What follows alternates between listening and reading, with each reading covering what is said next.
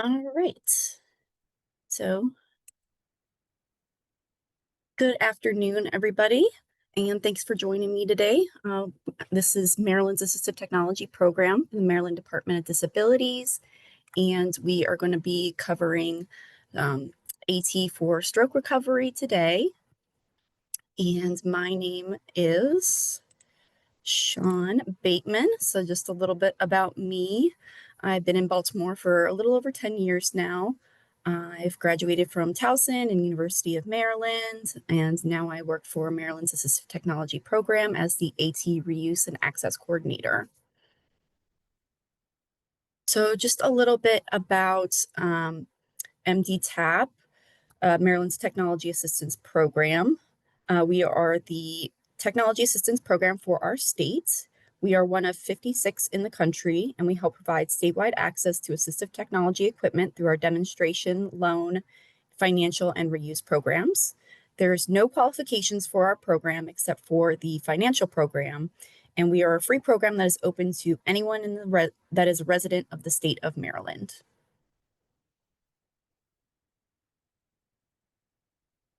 So first things first, what is assistive technology?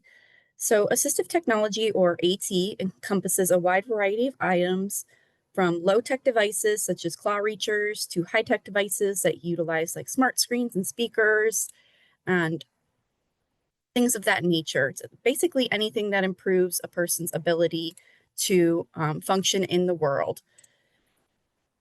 and achieve greater independence and success with their tasks in their environment. So what we do here at MDTAP is we provide lots of stuff. Our main program is our AT libraries. We have libraries around the state with assistive technology devices that you can come in and look at, ask questions, get consults, and get help figuring out what is best for you. And you can borrow some of the devices that we have in our libraries for up to 30 days at a time. And we do this because assistive technology devices can be expensive. Insurance doesn't always cover it, or if they do, they only cover it so often. So people need to make sure that what they're getting is right for them to meet their needs, because these kinds of things are stuff that people require in their day-to-day lives to function. And you don't want to get stuck with something you spend a bunch of money on and it turns out it doesn't even help you in the way you needed it to. So, well, as I said, we don't have any qualifications except for you're just a resident in the state of Maryland. We serve all ages, all abilities. So you can come in for a free consult with us, where we'll have a discussion about you, your needs, environment, what it is you're looking for some support with. We can have consults in person, over the phone, via video, whatever works best for you. And you can leave that day with a device, or we can mail it out to you and schedule an unboxing for when you get it, for when you receive it, to run through how to get things started and get things going. We also provide financial loans, host trainings and webinars like this one, and host adaptive gaming nights. A little bit more about just our libraries.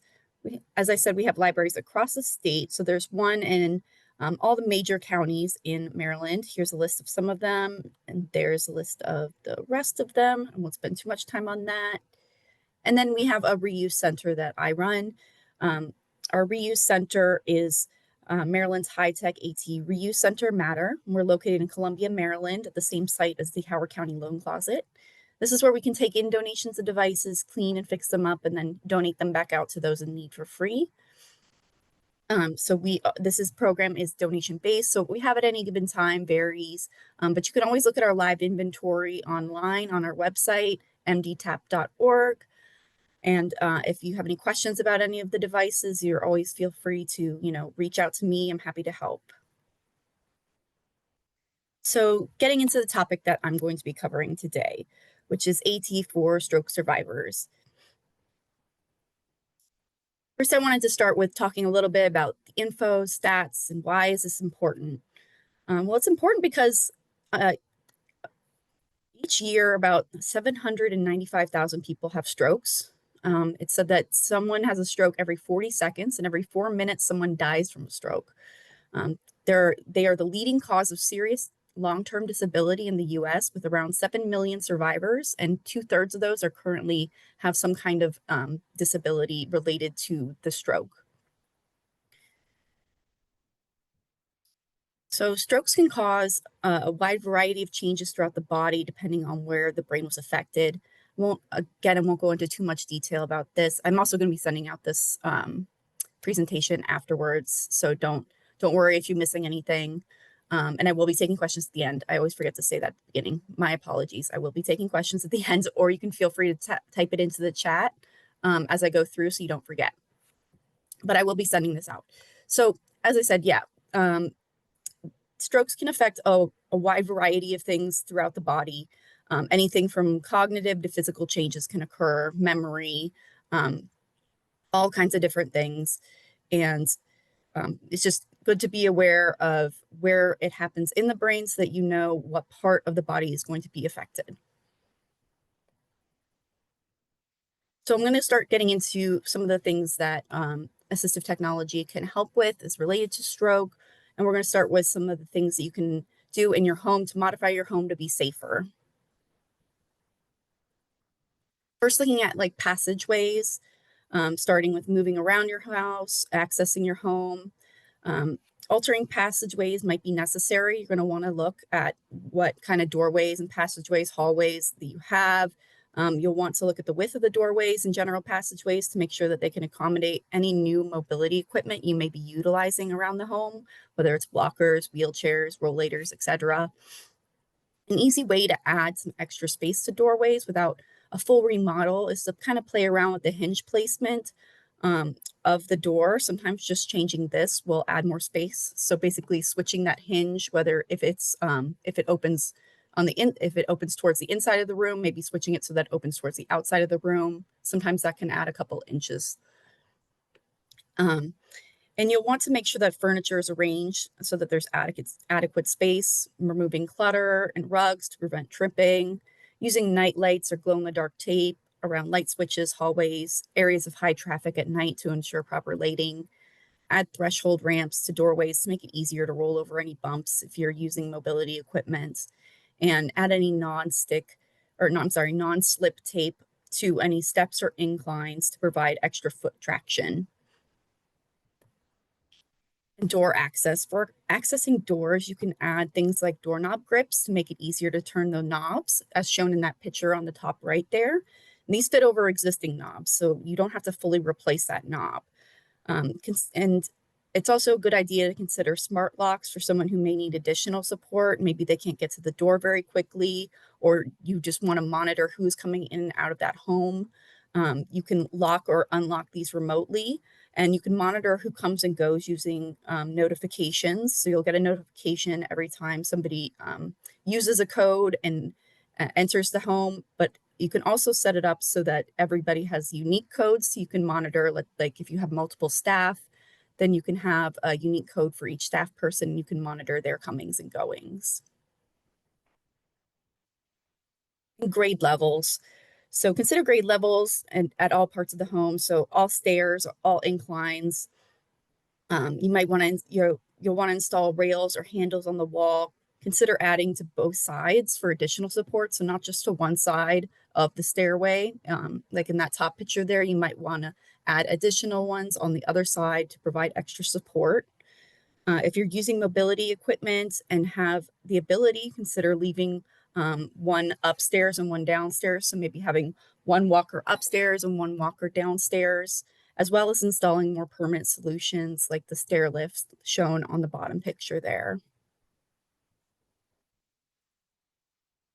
So bathroom aids. So bathrooms are a common place for falls and accidents. So here are a couple things that you can do to prevent these. Using a bedside commode is a great option if somebody is weak or unsteady. This can limit their distance to the bathroom, and it may be safer than them having to walk all the way to the bathroom itself. You'll want to install handheld shower heads because they can make it easier to bathe while sitting down, and a seated position is a much more stable and safe position than standing. Adding handrails and grab bars can give more stability for transferring in and out of the bathtub and can decrease fall risks. And raising seats. So tub benches are a safe way to help transfer in and out, and it helps provide a safer position than standing. Toilet raisers are a great way to fix toilets that can be positioned quite low. Toilets in general are quite low, so toilet raisers help provide um, an extra raised space, and it's more stable support system because there are those rails on the side there for helping to lower and raise into position. And they can be used for any number of any lower extremity needs. And using different bathing aids can be helpful as well. If you cannot use both hands, it is often difficult to hold the soap and then lather a washcloth and wring it out. So using something like a bath mitt can help put, a bar of soap inside the mitt, so you don't have to hold on to um, both the soap and the mitt at the same time. You can just lather up the mitt and wash that way. Similarly, a long-handled brush can be used in a similar manner to help people with limited like shoulder mobility who might not be able to reach all the parts of their body. And it helps reduce falls by limiting the bending someone has to do while they're bathing as well. And you'll definitely want to put in non-slip mats um, because they can prevent falls in a slippery environment. You want to consider having them inside the tub as well as outside in the area that the person is drying off in.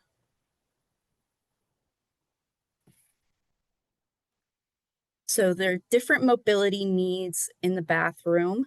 So somebody who may not be able to completely dry themselves off, maybe they can't reach all the areas of their body. A mobility towel is a great solution for something like this. It's a towel that has handles and weights, so it makes it easier to reach those areas because the weights weigh down the towel and hold it in place while they can move it around.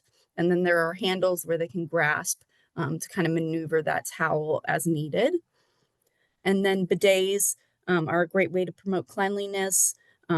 If somebody's not able to completely wipe afterwards or clean themselves properly, maybe they have dexterity issues or mobility issues that limit that. Bidets are a great solution for that. Moving on to the bedroom. Here are some things we can put in the bedroom to make it safer. Bed rails are a great low-cost alternative to hospital beds. They give you a handle, they're easy to install. Some of them have legs, some of them just slip underneath the mattress itself. So it provides a handle for you to get up and out of bed and into bed, much more stability while transferring. Then dressing sticks are a great low-tech option for any kind of limited mobility when dressing yourself. This is a great way to promote independence. All you have to do, it helps you to pull on zippers and shoelaces, or to pull pants up, skirts, things like putting on shoes, pulling off shoes, that sort of thing. The same thing with a long-handled shoe horn. That way you don't have to bend all the way down to insert the shoe into your foot. You can just put that shoe horn in there and then slip your foot in using that way. It kind of minimizes the bending and twisting you have to do. And similarly with the sock aid as well. This way you don't have to bend down to put your sock on. You can just, in the picture on the bottom there, you can see you slip it over the device there, and then with the handles, you can just pull it up over your foot. This will limit any kind of bending that the person has to do. So it's really good for people who might have like hip injuries or have had hip surgery or just limited mobility in general.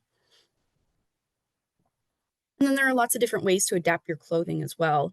Velcro is an excellent option for someone who may have issues with buttons or fastening, and you can adapt any type of clothing with Velcro. So you can just add the Velcro to existing clothing, and it will look just as, the same as a button down or a zippered piece of clothing.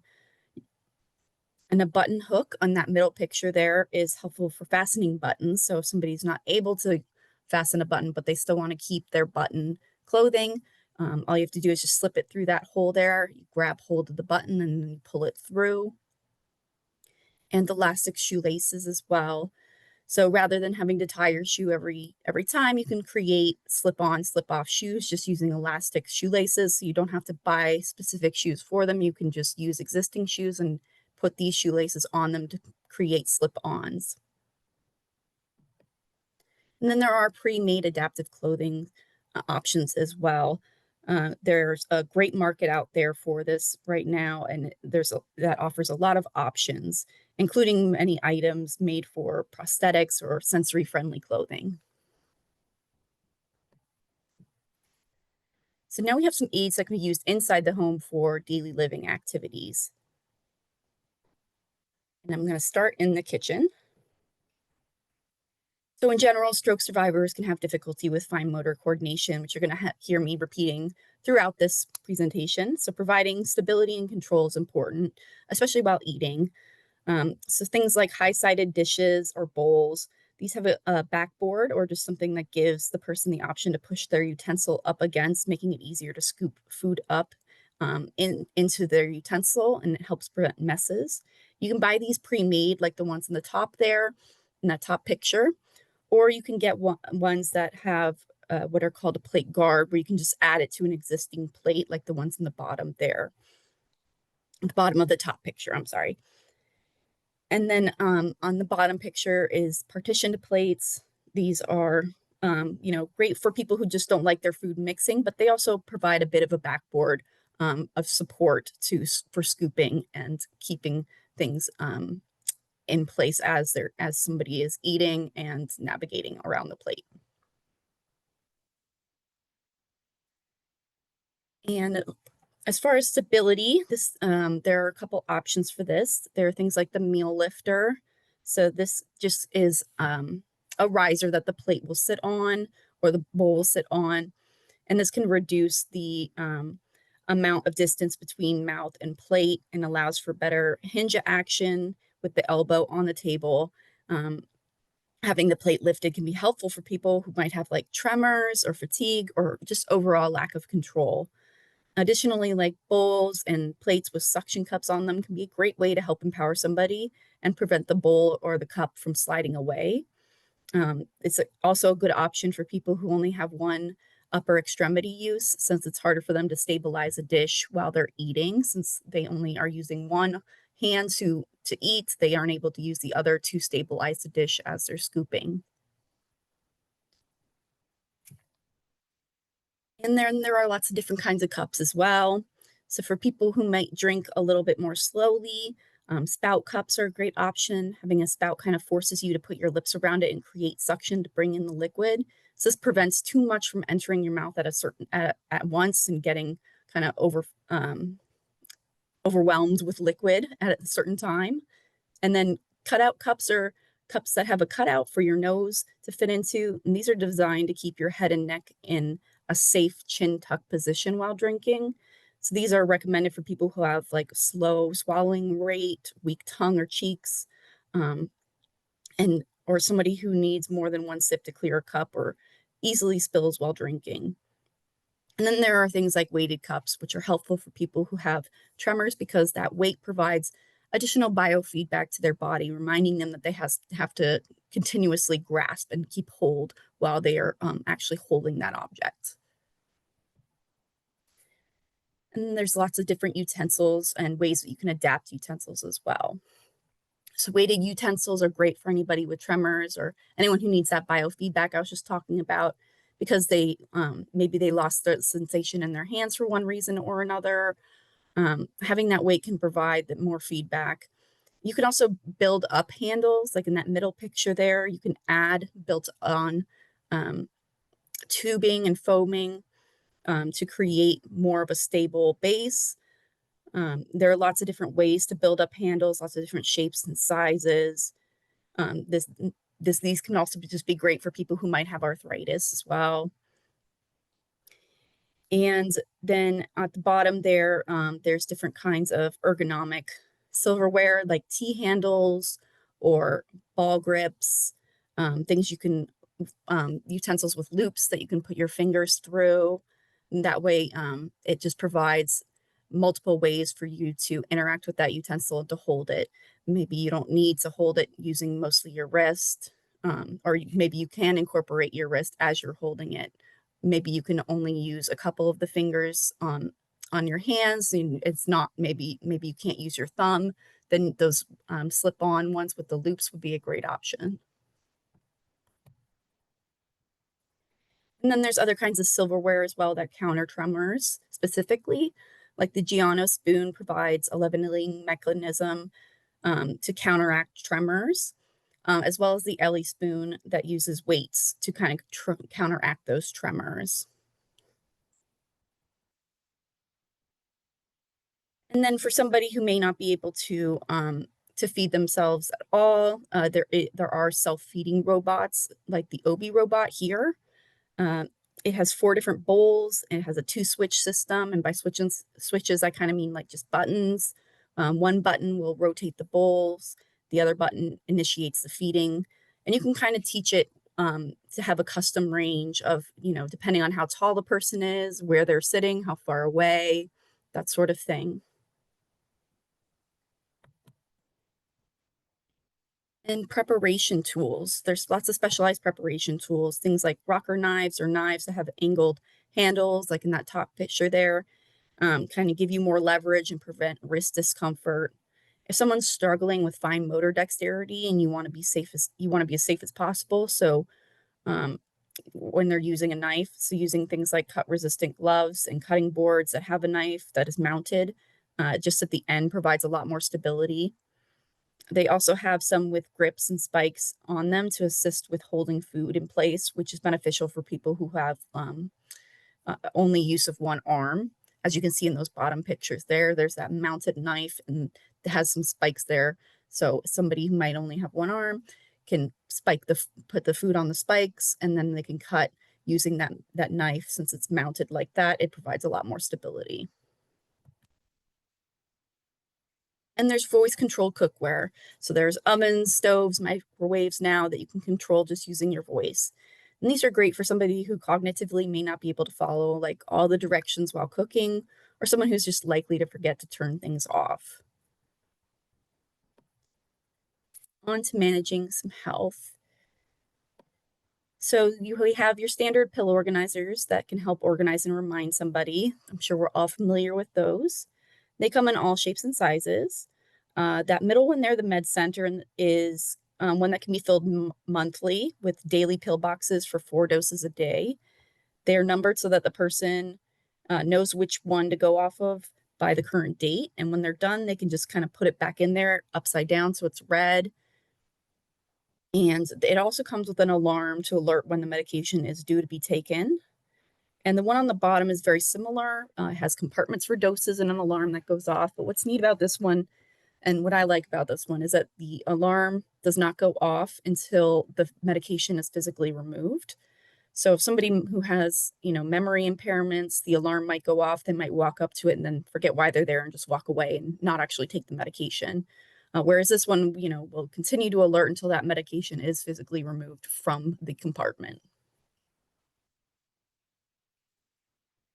And there are different kinds of aids that assist with medication administration, things like the eye drop guide. So this is a great solution for someone who might have tremors or struggle with fine motor coordination while applying eye drops.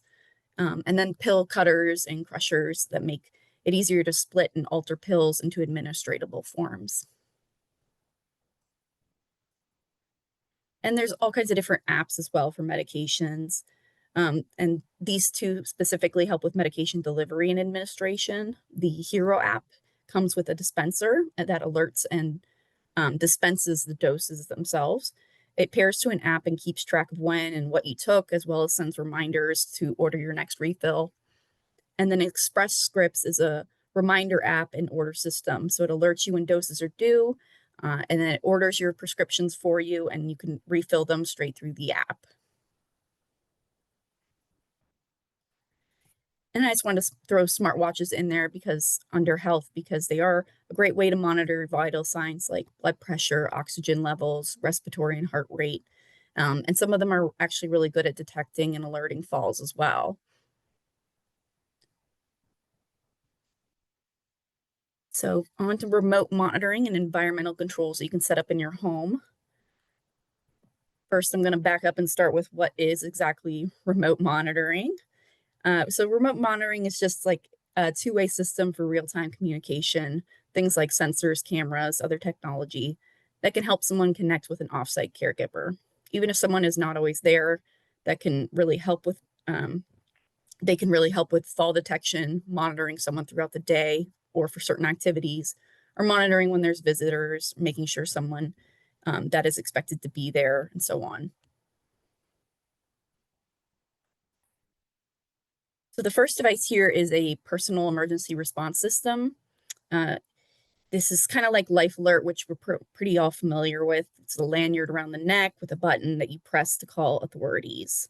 Um, this this one specifically is called the Sky Angel. So you can press the SOS button. It has a two-way phone and you can speak to someone on the other end. Um, it will also call 911 from inside or outside the home. But what's neat is that it has an accelerometer, which detects a change in acceleration. In other words, it detects falls. So it also has a built-in safety net so that if you don't say something when it detects a fall, let's say you're unconscious for one reason or another, it will automatically call 911 for you if you don't respond. It's waterproof, has GPS monitoring, so it's great for if somebody's at risk for elopement or wandering, anything like that. And similarly, is a device at the bottom called My Notify, same kind of thing. It has fall detection. Um, again, there's options for uh, for GPS tracking, that sort of thing. And this one comes with a little belt clip or a wrist clip. Does work anywhere it goes, and you can connect with either the family or authorities, and depending on how you set it up. So video monitoring cameras. Um, Cameras like the Ring doorbell are a great way to monitor coming and going out of your home. It can be really helpful for somebody who has mobility restrictions, like I said earlier, who's not able to get to that door real quickly. You can see who's at the door from anywhere on the mobile app, and you can pair it to your any Alexa Amazon device. The show itself, the Amazon show in the second picture there is really neat. Um, One of the great features on it is a drop-in feature. So the drop-in feature is basically like a way to have a video chat through the Alexa, and you can have it set up to call the person so that it automatically answers the video call for them and shows you their camera.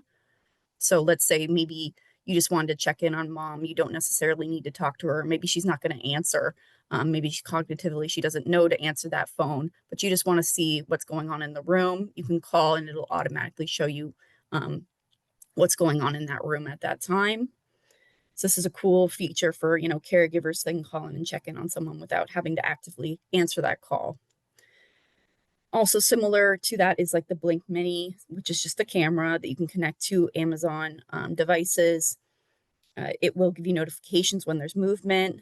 It's helpful to put them in places of high activity or places where there are likely to be falls, whether it's the kitchen or the bathroom, to monitor safety, as long as it's not a privacy concern to the person that's involved. And smart controls. So the Google Nest is a great way to control your home automatically by setting up routines. So you can program it to turn on your AC or your heat at the same time every day, which can save you time and energy and money. And then there are things like smart plugs that you can turn any ordinary device into a smart device that is controllable via your smart devices. And you can pre-program things to turn on or off at certain times using the smart plugs, which is helpful for somebody who can't remember to do so, or maybe has mobility limitations. And smart bulbs, which is similar. It's just for lights specifically. You can make any lamp a smart lamp by plugging in a smart bulb. And then you can adjust the brightness of these bulbs as well. For memory care. So after a stroke, some individuals may have issues with memory. They can lose track of time or be unable to retrace the routines they took, forget key details. So to help manage memory problems, it can be helpful to use assistive technology tools like labels, checklists, reminders. And the Reminder Rosie is a really neat and easy way to set up a reminder system for somebody. You can set reminders for medications, tasks, appointments, and it comes with extra loud notification and low vision friendly display. Similar is the Day Hub Dementia Reminder Clock. It's a customizable reminder list. However, with this one, you're able to check off when you've done that task.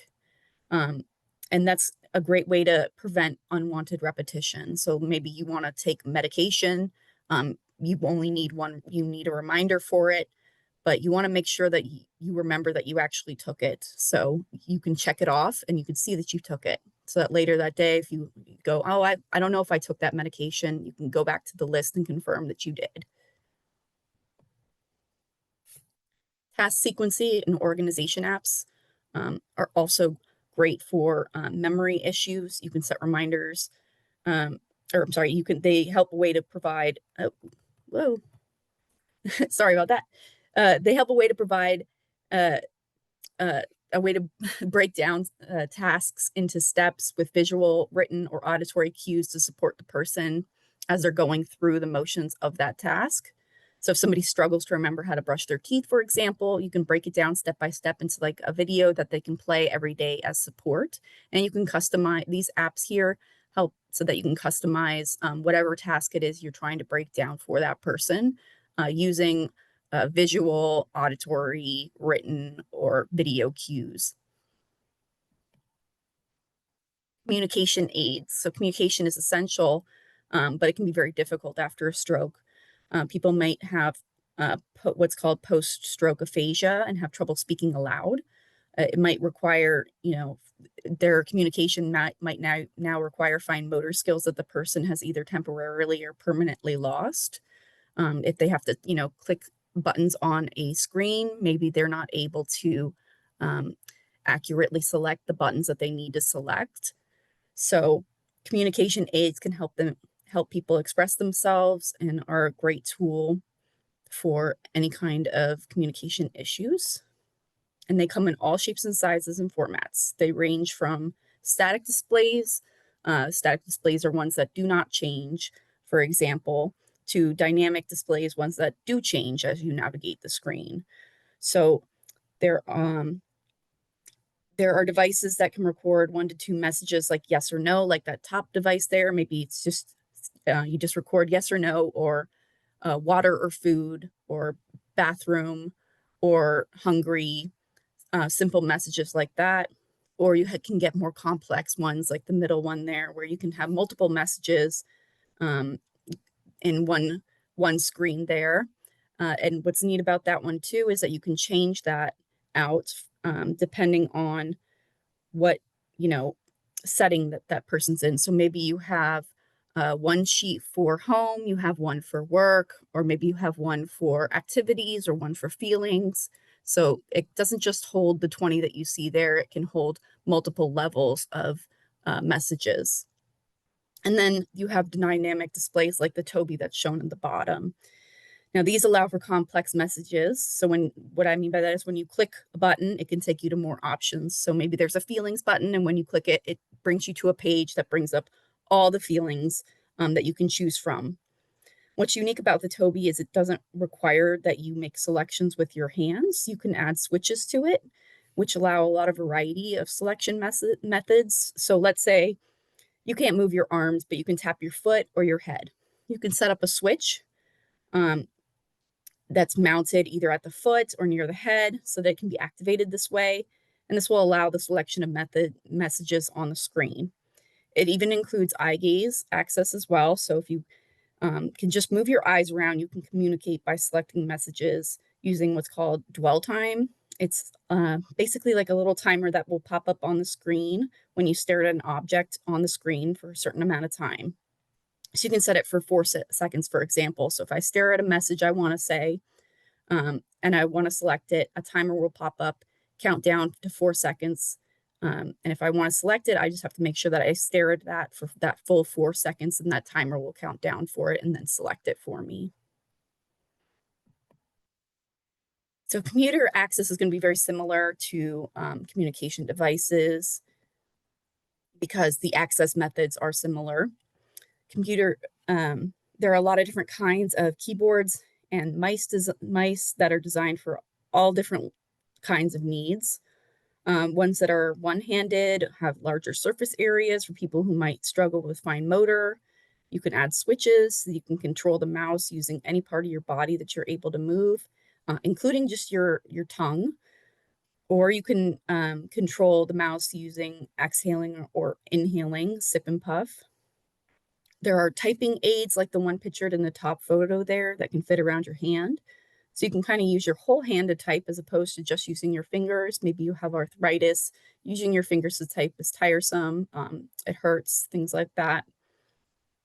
And then there's eye gaze, like I described a minute ago, using your eyes to control the mouse on the screen.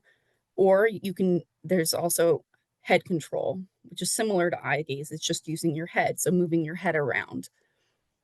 There's also voice control and voice speech to text. So if rather than typing manually by typing something out using a typing aid, using a keyboard, I can just talk and it will type it out for me. So here are some pictures that kind of show you what head and eye control look like. The one on the left there is head control. So she has a sensor on the hat there, kind of that gray, silvery lining right there is that sensor. And that's what the camera on the monitor there is going to be picking up as she moves her head around on the screen. So as she moves her head around, the mouse is going to follow where her head moves. And then on the right there is eye gaze. So there's a camera that picks up the eye movements in relation to their viewpoint on the screen. And on screen, the on-screen mouse is controlled using the eye movements as the person moves their eyes around on the screen. And video games can be adapted as well. So video games can be played using a lot of the same methods I've been describing: eye gaze, head control, switch access, so adding switches so someone can hit a button using their foot. What's called sip and puff, like I mentioned before. This is where the mouse or the on-screen interface is controlled by inhaling, sipping, or exhaling air, puffing. And it's really useful for things that require like gradation, like scrolling or running at a certain speed. So using slow or quick breaths can control the speed at which these occur.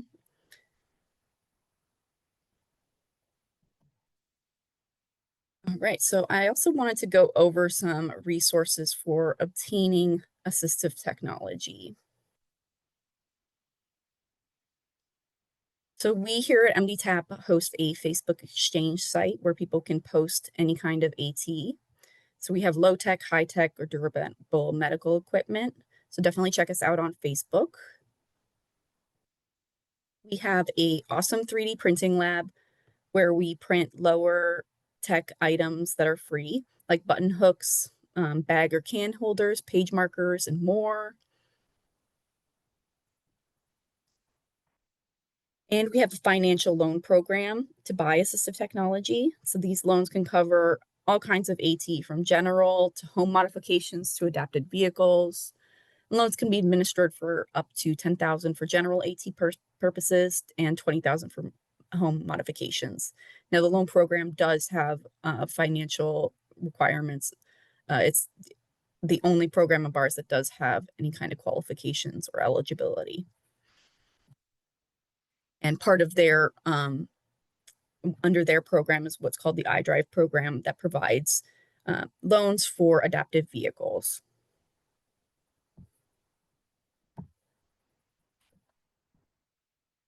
And you can apply on the website or by submitting an email. And then there are lots of different kinds of organizations. So like your local Center for Independent Living that I mentioned. They have grants specifically for AT. So any of those libraries, those listed libraries at the beginning are in what are called Centers for Independent Living. So they have funding of small grants available every year for assistive technology grants. There's also what's called list funding, which is funding available for anyone who qualifies and is not receiving services from the DDA, from Developmental Disabilities Administration. It is random selection, and availability of the funding can vary, but you can have a funding allocated for assistive technology through enrollment in a Medicaid waiver program that allows you to access services in the community through your Medicaid insurance. And then there's local services and condition-specific organizations can provide some funding for equipment, Qualifications and availabilities of those, of course, will vary. And we have some other partner programs as well. There are programs in the state that provide durable medical equipment. So our program specifically focuses on higher tech assistive technology things. So typically things that are wired or things that just aren't in for mobility in general. So durable medical equipment is very mobility related. So Maryland's Department of Aging has its own reuse program that carries things like walkers, rollators, wheelchairs, shower chairs, etc. And then there's Ryan's Place and Equipment Connections for Children, which are the same. They provide durable medical equipment, but specifically for children. And they have things like car seats, gait trainers, adapted strollers, and so on. And we have a partner, Amanda Cheung, who works at Discounted Sales and Services. She provides low prices and discounts on assistive technology devices. She's always a great resource to check out before you make a purchase because she can typically give a decent sized discount on things. Here at MDTAP, we do manage an accessible ramp program. We do give out these ramps to the the local centers for independent living listed here. You do have to contact the local centers for independent living to coordinate the borrowing of these ramps, though. We do not manage that part ourselves, so reach out to them to borrow ramps. And then the MAP program, which is Maryland's Accessible Telecommunication Program. They provide telecommunication devices to qualifying Maryland citizens. It's considered a loan at no cost for anyone age 3 and older that is a Maryland resident and receives a federal benefit and has a verifiable disability. So please follow our social media accounts to stay up to date with our latest programmings and trainings. And you can find us on Facebook, X, and YouTube. And lastly, I'll go over our contact information, and then I'll follow up with those questions. We are located at 2301 Argonne Drive, Baltimore, Maryland 21218. We can be reached at 800-832-4827. Our email address is mdtap.general@maryland.gov, and our website is www.mdtap.org.